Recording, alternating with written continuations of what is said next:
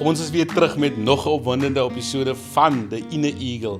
Ons het laasweek lekker gesels saam met Noel Bestie, 'n gesinsman en 'n entrepreneur. Hy het bietjie ons 'n paar dinge geleer en 'n ding wat uitstaan is wat hy ook gesê het is jy kan nie vir die Here vir 'n werk vra of jy soek 'n werk, maar jy staan nie 10 uur op, jy moet kan vroeg opstaan om seker te maak jy kry daai werk. So 'n lekker gesprek met hom gehad. Hierdie week gesels ons met 'n man wat bekend is op sosiale media. Hy's bekend op TikTok, hy's bekend op Facebook as Lekker en Jy. Maar ek ken hom as 'n krangige rugby speler. Daar het hy daai van Bonnievale, daar van kaas, die land van kaas en melk. Het ek en hy daai die jare ontmoet by mekaar uitgekom. En ons het lekker gekuier, lekker gesels, maar hy is vandag hier om sy storie agter die storie te vertel. Sy kom vandaan niemand anders as Jason Big Joe Lekota.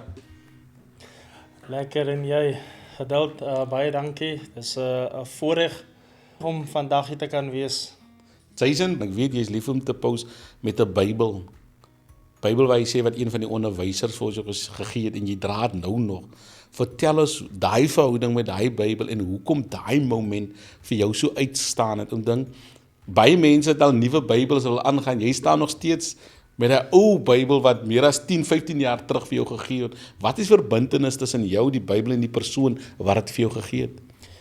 Meneer Arnolds, hy is nou vandag oorlede, maar meneer Arnolds daarby, toe ek op Eastern Sekondêr was, ek was die eerste leerder wat by 'n byeenkoms die woord van die Here bedien het, en hulle vra toe vir my om die woord te bedien, en ek dink nee, maar ek het hier 'n Bybel en alles, en nou daar was daai tyd 'n skripte uit Hooglied wat ek kon dit uit my kop uit sê, maar ek het vir myself geweet, as ek daar voor daai leerders gaan staan, dan gaan ek nie daai woorde, want is omtrent so 'n hele blad wat ek kon uit my kop, ek kan dit tot nou vandag toe uit my kop uit sê, en ek praat toe aan met meneer Arnolds, en hy sê vir my, nee man, vat die Bybel, en toe het ek nou die Bybel van hom gevat, en die woord bedien by die skoolbyeenkoms, en hy het toe agterna vir my gesê, omdat jy die woord so mooi bedien het, kan jy daai Bybel vat en onthou,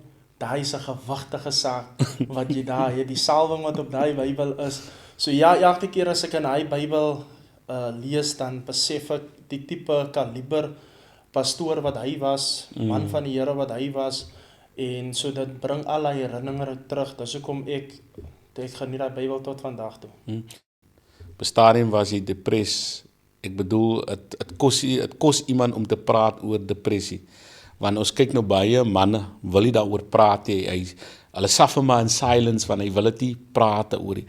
Wat het vir jou gehelp in daai donker tyd? Ek weet, jy het op 'n stadium gesê, as jy by plekke gepraat het, jy het nie geweet hoe om jou te beheer nie, van jy's nog steeds depress, en jy het maar akkeltjies probeer maak, sodat jy nie onder druk voel nie.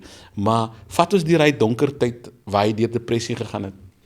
Ja, so depressie het actually begin in my later stadium van waar ek tussen 25 en 30 jaar oud was, en my depressie het vir 5 jaar dit was 'n silent battle geweest, en dit is soos jy sê, ons mans, dis amper soos 'n vernedering wanneer jy depress voel, maar jy kan nie oor praat, soos byvoorbeeld jy gaan met familielede na 'n gebou wat 'n hele paar verdiepings is, en jy kan nie in 'n lift gaan nie, want jy voel bedruk, jy het claustrofobie wat hy depressie alles veroorsaak het. Dan sê ek sommer daai tyd, ek speel mos nog maar rugby, ek is fiks, ek gaan die stairs vat, maar ek meen om 10 verdiepings die stairs te vat, is nie lekker nie, ja, bo kom is hier so moeg. Maar ek kon net nie 'n lift hanteer nie, maar ek was te skaam om te kan erken wat my probleem is. Dit was so erg. Ek sê altyd ek het depressie op 'n ander level gehad. Een van die plekke wat die mees veiligste is die huis van die Here. Ek kon nie eens in 'n kerk sit nie, want ek voel angstig. Dit voel die mense binne die kerk gaan my seermaak. Ek gaan iets oorkom binne die kerk. Ek kan onthou eendag in Parow, die asses kom na my toe buite, hulle sê, nee, my familie is binne, hulle sê, jy moet nou inkom. Ek sê, nee, maar ek is besig met 'n call hierso. Maar ek maak of ek op die foon is, maar ek wil nie erken dat nee, maar ek kan nie ingaan nie, want my probleem is, want sodra ek inkom en ek sien die klomp mense trek my bors toe en daai wat dit voel jy gaan 'n stroke kry. Daar was 'n tyd gewees waar waar die depressie so erg was, waar ek geglo het dat ek het nou, is amper soos jy moet gerescue word. Hier in die nag 1 uur, dan moet ek nou die ambulans bel. Ek glo nou as die ambulans kom, dan gaan ek nog gerescue word. En as die manne daar kom, dan sê die manne okay, nee, die bloed is nou 'n bietjie hoog en alles van al die stress, die depressie, die angsheid. Sure. Maar as die manne seker so 10 minute is, dan sê ek weer alright. Dan sê hulle van my meneer, u hoef nou nie hospitaal toe te gaan nie, want alles is nou weer onder beheer. So vir 5 jaar het ek gesuffer met daai, as ek gekom het in shopping malls, ek kon nie in 'n mall kom nie, is net, ja, dis net nie 'n lekker gevoel nie, want jy kan nie tussen mense is nie, en ek het seker so van die werk af ook, daai tyd Charlie, dan vat die ou my hospitaal toe, maar die eendag is ek daar by die hospitaal, en die gedagte van Hiskia kom by my op, en ek sê, Here, hulle sit daai harttoetse en alles daar, en hulle sê, meneer, wat ons sien hier op die skerm, as jy nie nou gaan rustig word, jy gaan jy of 'n hartaanval kry, of jy gaan 'n stroke kry. En die gedagte van Hiskia kom op, en ek sê vir myself, Here, tot hier toe nie verder. Ek is aan gehoorsaam aan die aardse dokters. Iemand nou vir my deurkom, en daai dag, toe sê ek, Here, ek glo u genees my hiervan, die depressie. En van daai dag, dis nou seker 5 jaar terug, was ek een keer weer by hospitaal, of enige vorm van depressie ervaar in my liggaam. Ja, daar is familie symptoms, maar die Here het vir my regtig waar genees van dit. Jason, was daar oomblikke waar jy dalk gevoel het aan selfmoord pleeg? Ek sal nie sê ek het daai gevoel gekry nie, maar jy het net daai hoe kan ek nou stel, ek het gedink altyd, maar Here, kan u my nie, maar net kom haal nie. Die selfmoordneiging was nou nie daar nie, maar wat my altyd bang gemaak het, jy gaan search mos nou, en jy sien, wys iemand op social media, rest in peace, en dan sal iemand, dan sal jy die comments gaan, dan sal jy sien, ja, maar die silent battle van depressie, 'n mens moet altyd maar seker maak jou familie is okay. Dan het ek altyd gevra, Here, is ek okay? Gaan ek dit maak? Maar ek het altyd vir myself gesê, soos ek nou eendag op 'n getuienis gesê het, toe sê ek, wat my deurgedra het, ek het hierdie verbeelding gehad, waar ek vir myself gesê het, daar gaan 'n dag aanbreek, soos 'n dag soos die, waar ek vir iemand kan vertel, en sê, die Here het vir my deurgedra. En hoe belangrik is daai, om te erken, ek is in depressie, want jy praat van Charlie, daar's mense wat geweet het, hoe belangrik was daai om hy gesprekke te hê met daai mense, sodat hulle die Jason verstaan, van baie keer, ons sien die mens wat voor oë is, maar ons ken nie die donkertyd van Jason nie. Ja, dit is regtig, ek glo ek sou vinnig oor dit gekom het, en genesing gekry het, as ek vroeër gepraat het, maar ek sê altyd, dis nie almal wat hy silent battle kan wen nie. True. So, as jy moet eerlik is met jouself, hoe voel jy, soos wanneer daai neigings aankom, wanneer daai thoughts kom van, ek wens ek was maar dood, dan moet jy begin eerlik is met jouself, jy sal of met iemand moet praat, soos ek sê altyd, jy kry die persoon, wat die silent battle kan wen, met God aan sy kant, maar dan kry jy die persoon, wie se geloof, nie soos die, ek het my core was, my geloof. True. Ek het by my Bybel gelees, ek het gebid tot die Here, en ek het geglo, my geestelike beginsel is dit van my deurgedra, maar jy moet eerlik is met jouself, is my geloof so sterk, om die silent battle te kan wen, of moet ek met iemand praat, of moet ek dalk op medikasie gaan. Ek was seker vir so 2 weke op medikasie, en hy goed het my mal gemaak, jy skrik sommer in die nag wakker, en jy sien goed, toe sê ek, Here, nee, ek kan dit op 'n ander manier, kan ek die ding oorkom, en my advies, aan iemand wat deur depressie gaan, vandag kan ek vir iemand sê, dit waarmee jy sukkel, probeer dit oorkom. Ek het geweet ek sukkel in 'n public space, in shopping malls en kerke, maar ek het myself gesê, ek gaan nou na daai kerk toe, ek gaan nou in daai shopping mall, daar loop die trane, jy begin huil somme van die angsheid en alles daai, Maar dan sê ek vir myself, nee maar, ek gaan dit oorkom. Soos byvoorbeeld een voorbeeld by die werk, ek kon nie, daar was tye vra die manne vir my, maar hoekom sit eet ek in die locker room, ek kan mos maar bo gaan eet, want by Lactalis het hulle mos nou daai lekker restaurant setup daar, en dan sê ek sommer nee, maar ek het altyd die business gebruik, en ek het nie eens 'n besigheid gehad, ek het vandag maar hier besigheid, dankie Here vir dit, dat ek het in daai tyd sommer gespreek het, en sê ek nee, ek is op 'n business call, maar ek kon nie tussen mense sit nie. Maar as jy wat ek myself gesê het, dan sit ek eet ook maar kop onderste bo, want ek blok die mense uit hierso. Maar ja, so daai is my advies, as dit waarmee jy sukkel, jy moet daai ding oorkom. Ja, Jason, jy was ook daai jare nog 'n krannige SWD rugby speler in jou tyd gewees. Die jy wat miskien nog nie weet nie, jy was daar in onder 21 gespeel of onder 20? Onder 21. Onder 21 en dit was nou vir 'n rebel 'n moeilike seun gewees op skool. Wat het rugby gemaak vir jou in daai tyd? Jy was rebellies, jy was uitgegooi en jy sukkel met daar's 'n tekort aan soos noem vaderlike liefde gewees. Wat het rugby gemaak vir jou daai tyd? Rugby het vir my is ook amper soos 'n escape gewees. Dis hoekom toe ek die geleentheid kry by SWD Eagles, jy gaan nou George toe, jy gaan Mosselbaai, jy verken plekke, en 'n ou wat regtig 'n groot rol in my lewe gespeel was Bevan Fortuin. Daar was tye wat die vervoer nie meer uitgewerk het nie. En toe het Bevan vir my gesê, nee, kom bly by my man. En ek het daar in sy huis gebly, in Blanco. Ek het so tyd sommer vir Blanco gespeel ook. En ja, so rugby het regtig waar vir my. Ek dink die probleem op skool by Hoërskool Bonnieville het hulle hierdie tipe fases gehad van hoe hulle jou gedissipline het. Nou hulle het vir my gedissipline, byvoorbeeld ek kon vir 'n kwartaal rugby doen nie. Enige sportkodes kon ek nie doen nie. En jy voel, nee maar, ek kan nie eens rugby oefen nie, so ek kon wag maar die klas man. Ek kan nie eens vanmiddag gaan oefen nie. So daai was iets wat vir my gedryf het tot daai rebelliese kind. Maar toe ek nou weer deur Klaprugby, deur Bonnieville United deurgaan na SWD Eagles toe, en toe kon ek nou weer voel, daai rugby, dit bring net daai kalmte oor jou. Ja, en toe retire rugby uit, hy het al 3 keer retire, somewhere gaan hy weer sy comeback maak. Maar Jason, kom ons praat gou lekker oor, hoekom lekker en jy en waarvanaf kom lekker en jy? Almal ken nou vir lekker en almal wil lekker en jy. Vertel ons die verhaal agter dit. Want dis hier 'n ding, daar's 'n testimony agter lekker en jy. Almal dink is net 'n ou wat gestaan wakker geskrik en geskryf het lekker en jy gaan nou my besigheid se naam wees, maar daar's 'n storie agter die storie. Ja, so lekker en jy het actually begin toe ek deel was van die depressie journey van my. Toe het ek die dag 'n kamera gekoop. En ek het nie eens geweet hoe sit hom aan die kamera aan nie. En iemand het vir my gewys hoe sit 'n mens die kamera aan.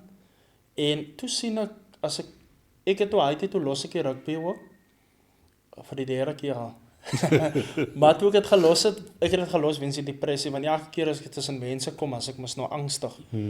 En toe sien ek maar elke keer as ek agter die kamera is en ek vat die foto's van die mense, dan is ek alright. Maar sodra ek nou 'n game gaan kyk sonder die kamera, dan voel ek, of as ek ewen kerk toe gaan, as ek met die kamera kerk toe gaan en ek vat foto's van die mense, dan is ek alright. En toen besef ek, nee maar, die kamera doen 'n goeie ding, dit vat my mind weg van die depressie af, en so het ek begin by die rugby foto's gevat, en later aan by matriekballs 21st, toe het ek eendag besef, nee maar, of besluit, ek gaan nou maar voltyds, ek gaan my besigheid, ek gaan 'n leap of faith vat, ek los die werk by Lactalis in Bonnieville, en ek gaan op Kaap toe, en ek begin my journey daar, en ek het net gesien eendag, maar as my kliënte ongemaklik is, en ek sê lekker en jy, dan lag hulle, en dan capture ek hy moments, toe dink ek nie, elke keer as ek hy woord gebruik, dan lag die mense, en die ys word gebreek, en dis waar ek toe vir lekker en jy, maar toe gebruik as my brand, en ja, vandag is ek die Here dankbaar vir net 'n woord wat in 'n hele besigheid ontaard het. Ja, 'n vriend van my vra, hoe proe waterlemoen en blue ribbon brood? Ja, en jy sien die nuwe ding met die Facebook monetization, wat jy geld verdien op social media. Het ek eendag net brood geëet met iets en ek het dit vinnig geëet. En later aan toe sê mense van my na elke video, maar Blue Ribbon moet jou nou 'n bietjie sponsor en ek het nie eens geweet ek eet die brand is, ek het net gehou van die pink sakkie. Ek het nie nog gelees dat hy nog bout gevat, dis Blue Ribbon nie. En toe dink ek nee, maar ek kan mos 'n bietjie 'n tipe funny type of content doen en dis waar ek toe die brood met die waterlemoen eet en ek eet die brood met die druiwe, die perskes. Die uitdaging vir my was die brood met die yoghurt, dat ek die brood in die yoghurt dip. En ja, Blue Ribbon het vir my ge-invite na factory toe en ons stap 'n pad vandag saam. So ja, dit is en my boodskap aan iemand daar buite is, mense het vir my gesê, jy's mal in jou kop om sulke nonsens aan te vang. Daai tyd was ek single ook gewees, daar sê hulle is van single is, jy sal single is en sulke nonsens aanvang. Maar ja, daar is ek vandag weer verloof en ja, ek het die word, nou landwyd word ek ook geken as lekker en jy en die broodman, die Blue Ribbon man. So my boodskap aan iemand is daar buite, as jy iets in jou gedagte het wat jy wil begin, of dit nou net content is, daar is 'n mark daar buite nou vir content creators en want ek sien baie besighede skep ook nou 'n pos vir content creators en so my boodskap aan iemand daar buite is, as jy sien daai klein dingetjie wat jy in jou brein het, wat jy graag wil uitvoer en iemand druk jou af en jy glo in dit, moenie worry oor wat die mense sê nie. Blok jy geraas uit en doen dit, want ek kan vir jou sê, geduld, oral waar ek kom, mense koop nou geld vir my 'n brood. Ek sien ja, ek dink as daar ook 'n ding, raak jy die boek van oor my kom is daar 'n Blue Ribbon broodjie nie. Die enigste uitdaging is hulle die brood koop, dan moet jy nou content doen. Met die brood. Met die brood. Ja, nou hoeveel brode. Jason, dan wil ek hê jy moet met 'n seentjie praat nou in die kamera kyk en met 'n seentjie praat wat ook op 'n skool uitgesit word as 'n probleemkind. 'n Kind wat 'n klas onwrig. Ek wil hê jy moet hy seentjie bemoedig om te sê moenie aanhou, ophou nie, hou aan. Moenie opgee nie, van baie kinders, ons kyk baie keer in die strate staan as kinders, nou vra jy vir hulle, maar hoekom? Ja, maar ek was stout, toe die skool my uitgegooi, ek is geskort. Wat 'n boodskap het jy vir daai seentjie wat op skool sukkel, wat jy pa het wat betrokke is nie, wat jy aandag kry nie, wat jy die nodige liefde kry nie. Ek wil hê, jy moet daai seun gou bemoedig. Ja, so ek wil vir elke seun en selfs 'n dogtertjie daar buite wat huidiglik op skool is en jy onderwysers praat mos nou al met jou en onderwysers sê dat jy's 'n probleemkind en baie keer gaan onderwysers so ver om te sê maar jy gaan nêrens kom in die lewe nie. Daar was vir my ook eendag gesê nee, maar jy gaan nêrens kom in die lewe nie want as jy so aangaan. Maar ek wil jou vandag wil ek vir julle aanmoedig deur te sê dat moenie opgee op jou drome nie. Terwyl ek 'n probleemkind was, het ek vir myself gesê, ek wil eendag wil ek iets word in die lewe. En ja, dit is soms moeilik in baie jong ouderdom om te besef dat jy is 'n probleem en as jy so aangaan, gaan jy eventually nêrens kom nie, want dit is die realiteit. Maar ek wil jou vandag aanmoedig, daai kleine brein wat jy het, of jy nou graad 6 is of matriek is en jy is 'n probleemkind, bid, vra vir die Here, sê vir die Here, jy wil nie so wees, sê vir die Here, dat die is jou drome en dit is wat ek gemaak het. Ek het altyd gesê, Here, die hoof was nou hier by my ma gewees en die belangrikste is, kyk die emosies van jou ouers. As jy 'n enkel ouer in jou lewe het, kyk hoe voel jou ma. Ja, as ek kan dink hoe my ma altyd gelyk het en gevoel het, dit is embarrassing wanneer 'n skool uitreik na 'n ouer toe en sê, luister, jou kind is 'n probleem. Is baie embarrassing vir 'n ouer. En my ma se emosies op haar gesig het vir my laat besef dat ek kan nie so aangaan nie. Ek moet 'n verandering in my lewe maak. So dit is my aanmoediging aan julle vandag. Terwyl jy sit met daai probleem, om 'n klas te ontwrig, om 'n probleemkind te wees op skool, dis 'n groot probleem, want dit kan jou toekoms bepaal. Maar as daar iemand is, wat vir jou hoop kan gee, is dit God. So jy sal moet uitreik na God toe, en vir God sê, Here, die is my probleem wat ek het. Ek wil graag my ma, of my pa wil ek graag trots maak, en ek kan julle vandag verseker, dat die Here kan jou hele lewe, jou hele journey, kan hy verander. Ja, en so het ons lekker gesels met Jason. Jason, baie dankie vir jou kom. Jy kom van ver af, en baie dankie vir die tyd wat jy uitgekop het om vandag saam met ons te keer. Ons sê vir jou baie, baie, baie dankie.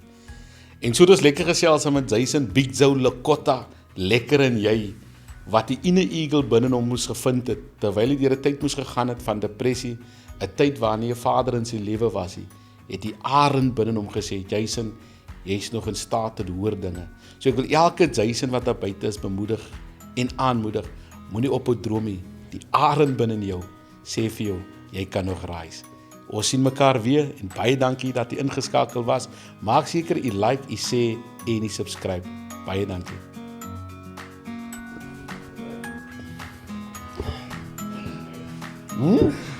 Ja, weer.